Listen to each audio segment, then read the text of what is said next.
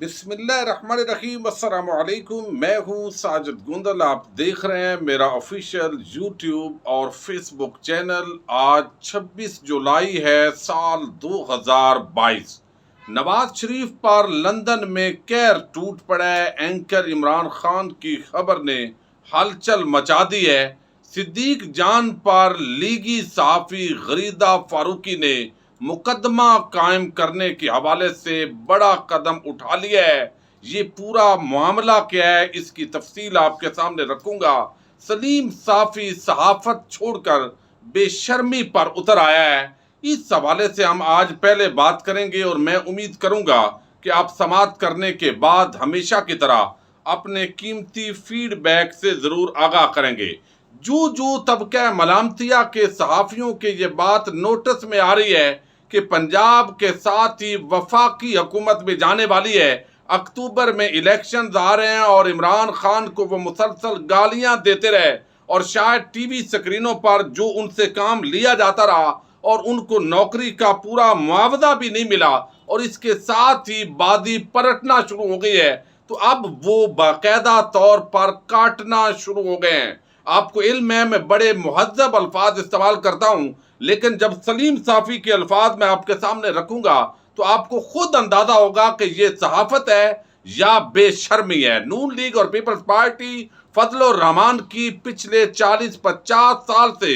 یہ ایک بہت بڑی انویسٹمنٹ ہے جو مختلف جگہوں پر انہوں نے کی ہوئی ہے، جو باقاعدہ اب بول رہی ہے۔ اب دیکھیے سلیم صافی جو ہے اس کو کہیں کسی مجلس میں بقول اس کے عمران خان نے کمینہ کہہ دیا، تو بھئی آپ اپنے عمل سے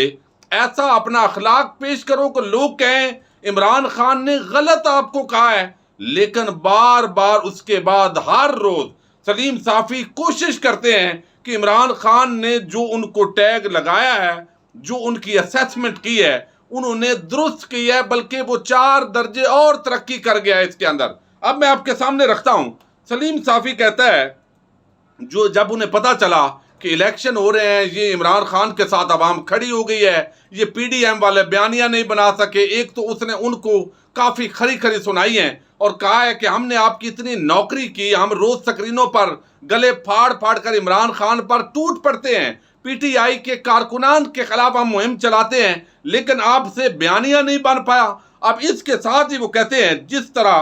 یہ ملک اپریل سے پہلے چل رہا تھا اسی طرح اب بھی چلایا جائے، عدالت سے کیس واپس لے کر کسی جادوگرنی کو چلا کاٹنے کا کہا جائے، پے کا لفظ نکل آیا تو پرویز الہی وزیر اعلیٰ ہوگا، اے کا لفظ نکل آیا تو حمزہ شہباز وزیر اعلیٰ ہوگا، لاڈلا ایسے ہی مطمئن ہوگا۔ اب دیکھیے سیاست ہے، اب بجائے اس کے کہ آپ عمران خان پر تنقید کریں یا کوئی آپ ایسا سکینڈل ہے جو عمران خان کی اہلیہ کے متعلق ہے، کوئی ٹھوس شواہد کے ساتھ آپ سامنے لے کر آئیں، لیکن یہ صحافت ہے یا بے شرمی اور کمینگی کی ایک آخری حد ہے کہ آپ صحافت کے حوالے سے کوئی خبر آپ دے نہیں سکتے؟ کبھی آپ جادوگرنی کہتے ہیں، کبھی آپ کوئی بات کرتے ہیں، کبھی آپ کوئی الزام لگاتے ہیں، تو یہ یہاں تک گر چکے ہیں، اور یہاں انہوں نے کہا جی جادوگرنی کو چلا کاٹنے کا کہا جائے گا۔ اب آپ کی اگر بہن کے حوالے سے، والدہ کے حوالے سے کوئی بات کرے گا، اہلیہ کے حوالے سے، تو وہ اچھا نہیں ہوگا،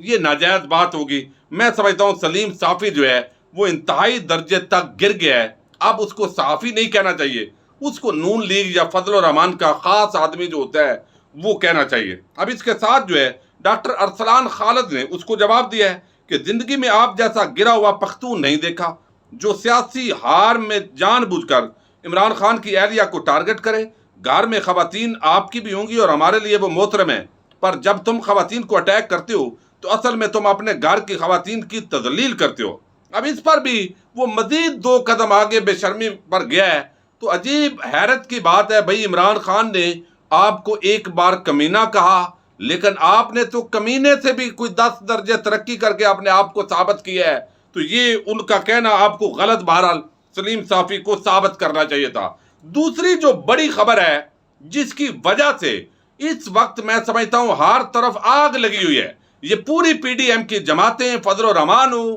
وہ ایم کیو ایم ہو، وہ باپ پارٹی ہو، وہ سب کو ٹینشن ہے کہ ان کے باپ نے ان کے اوپر سے سایہ شفقت ہٹا لیا ہے، اور اس کی بنیادی وجہ یہ ہے کہ وہ منت ترلا کرنے کے باوجود بھی ظاہر ہے ادارے عوام کے سامنے کھڑے تو نہیں ہوتے۔ اب پلان یہ تھا، ایک تو یہ ہے جو پورا یہ عدلیہ کو سکینڈلائز کیا جا رہا ہے مریم نواز کی طرف سے اور پورے ٹولے کو استعمال کیا جا رہا ہے، اس کے اندر پلان یہ ہے کہ یہ ججز جو ہے ان پر عدم اعتماد کیا جائے، یہ 3 ججز پر، چونکہ یہ ان کے لیے خطرہ ہے۔ جو بھی میرٹ پر فیصلہ کرے گا وہ نون لیگ اور زرداری مافیا کے لیے خطرہ ہے، لہذا جس طرح جنرل فیض حمید کو ہم نے سکینڈلائز کیا تاکہ وہ اگلے آرمی چیف نہ بن سکیں، اسی طرح پروگرام یہ ہے کہ یہ 3 ججز اور ان کے ساتھ 1-2 کو ملا کر رگڑا لگایا جائے اور کہا جائے کہ یہ ججز جو ہے یہ تو ہمارے خلاف ہمیشہ فیصلہ دیتے ہیں۔ اب چونکہ نواز شریف جب بھی واپس آئے گا تو تمام جو ان کی اپیلیں ہیں وہ سپریم کورٹ کے اندر ہیں اور ہائی کورٹ کے اندر بھی لگی ہوئی ہیں، تو وہ الٹیمیٹلی سپریم کورٹ میں وہ بھی آئیں گی، تو وہ جو اپیلیں ہوں گے وہ ہم کہیں گے جناب یہ جو ججز ہیں یہ ان پر تو ہمارا بڑا اعتراض ہے پرانا، لہذا ہمارے جو پسندیدہ ججز ہیں وہ یہ اپیلیں سنیں گے۔ اور نواز شریف کو جیسے حدیبیہ پیپر مل سے شہباز شریف کو جو ہے وہ صاف کر دیا گیا تھا، اسی طرح نواز شریف کو صاف کر دیا جائے گا۔ یہ انتہائی کریڈیبل میں آپ کو یہ خبر دے رہا ہوں جو اس وقت ڈسکس ہو رہی ہے، لیکن اس کے ساتھ ہی حمزہ شہباز پنجاب حکومت اور جس طریقے سے یہ بدماشی کی گئی ہے اس پورے معاملے کے اندر عمران ریاض خان نے یہ جو خبر دی ہے، اس کے بعد نون لیگ جو ہے وہ پوری طرح اور پریشان ہے کہ ان کے جو منصوبے ہیں وہ سارے ہی سامنے آ گئے ہیں اور ایکسپوز ہو رہے ہیں، اور اب اینٹی اسٹیبلشمنٹ اینٹی عدلیہ بیانیہ دیا جا رہا ہے۔ انہوں نے کہا ہے کہ نون لیگ نے اگست کے وسط میں، یعنی یہ جو اگست آ رہا ہے اگلے 20 دن بعد، ان کا یہ منصوبہ تھا کہ نواز شریف کو لاہور ایئرپورٹ پر لینڈ کروایا جائے گا، جس کے لیے انہیں پنجاب حکومت کی وسائل درکار تھے۔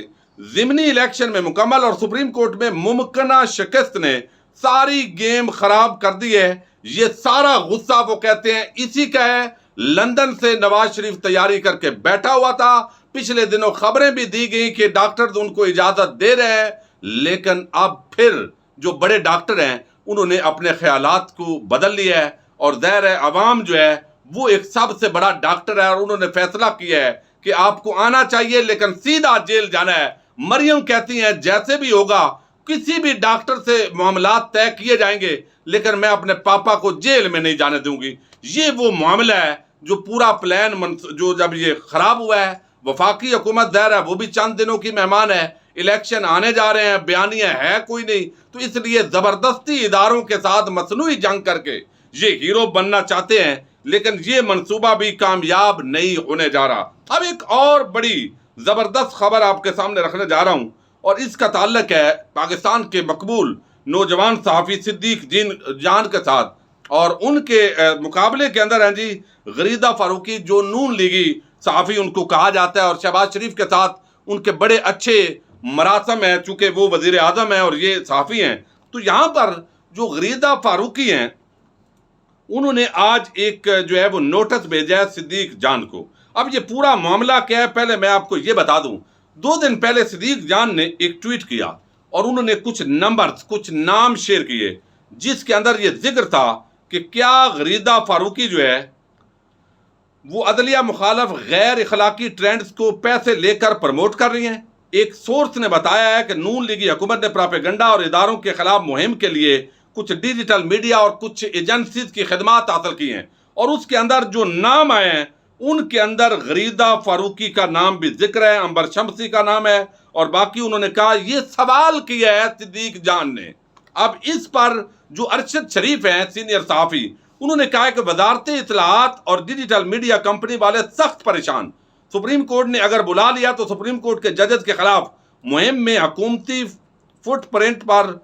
حیران کن انکشافات متوقع، اندر خانے تحقیقات کو صدیق جان تک یہ ثبوت کیسے پہنچے۔ تو انہوں نے مزید جب سوالات اٹھائے اور یہ انڈیکیشن دی کہ یہ تو بہت بڑا سیریس معاملہ ہے۔ غریدہ فاروقی اگرچہ وہ نون لیگ کی کارکن ہیں، سوشل میڈیا ایکٹیوسٹ کہا جاتا ہے، لیکن ایک ٹی وی سکرین پر انہوں نے اپنے لوگوں کو بٹھایا ہوتا ہے، لیکن یہ ڈیٹا کیسے صدیق جان تک پہنچا ہے جس کے اندر نام ہے کہ نون لیگ نے ان لوگوں کو خریدا ہوا ہے، اور یہ اس طرح کی مہم عدلیہ کے خلاف جو نون لیگ کا بیانیہ ہے وہ پروموٹ کرتے ہیں۔ اب اس پر جو غریدہ فاروقی ہیں انہوں نے ایک نوٹس آج بھجوایا ہے صدیق جان کو. ویسے بھی ان کو ٹینشن ہے کہ اب وہ بول نیوز اسلام آباد کے بیورو چیف بن گئے ہیں, پاکستان کے اندر ان کی ایک بڑی پہچان بڑی ہے. تو انہوں نے وہ جو ہے یہ نوٹس بھیجا ہے جس کے اندر کہا گیا ہے کہ صدیق جان کو 10 کروڑ